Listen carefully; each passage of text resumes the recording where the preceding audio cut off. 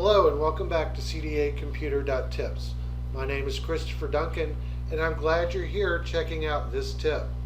I want to talk with you today about one of my favorite tips for getting around in Microsoft Office programs, keyboard shortcuts.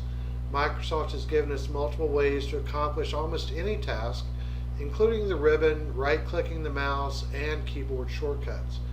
Any power user will tell you, however, that you will work more proficiently if you spend less time using the mouse. That's where the keyboard shortcuts come in. There are a lot of keyboard shortcuts out there, and you can even create your own. But if you're interested in a complete list by program, click the link on screen to go to Microsoft's website. Most keyboard shortcuts involve holding down one or more keys simultaneously. Also, most keyboard shortcuts use the Control key plus a letter.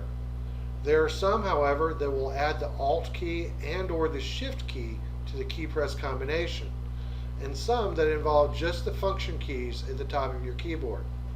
The most common example of keyboard shortcuts are the ones for copy and paste.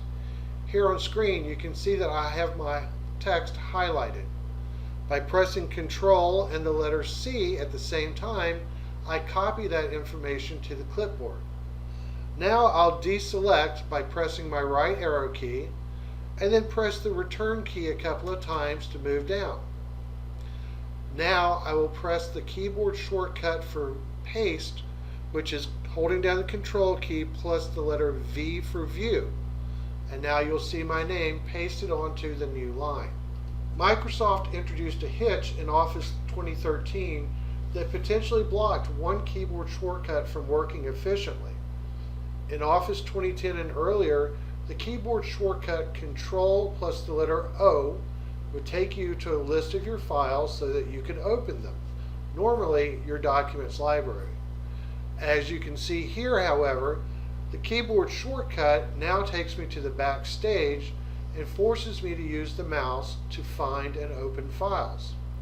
I'll press the Escape key now to get out of the Backstage and return to my document. Luckily, the engineers at Microsoft also gave us a way around the hitch, but they hid it in that spookiest of all places, the Options dialog. Remember, you always get back into the Backstage by clicking on the File tab on the ribbon.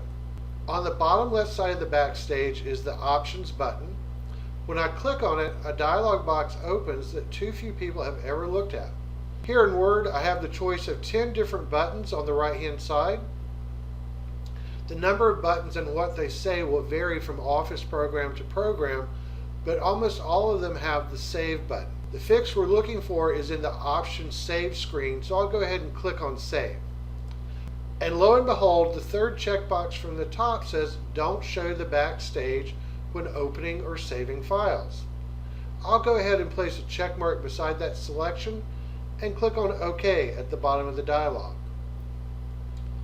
Now when I use the keyboard shortcut for Control O for Open, you can see I jump straight to my list of files, which I can navigate very easily using the keyboard. But wait, there's more. I'll go ahead and press my Escape key to get out of the Open dialog box. And I want to make the point that the same option, Don't show Backstage when opening or saving files, is in all Microsoft Office programs. The good news is that when I click the checkbox in one program, it simultaneously checks it in all other Office programs. As I open Excel and navigate to the same Options dialog, you'll see the checkbox is now checked by default. It doesn't matter which Office program you start in, but there can be differences between all of the Options dialog boxes. This is most prevalent in Microsoft Access. As you can see, the choices in the Access Options dialog box are quite different, and there is no Save button.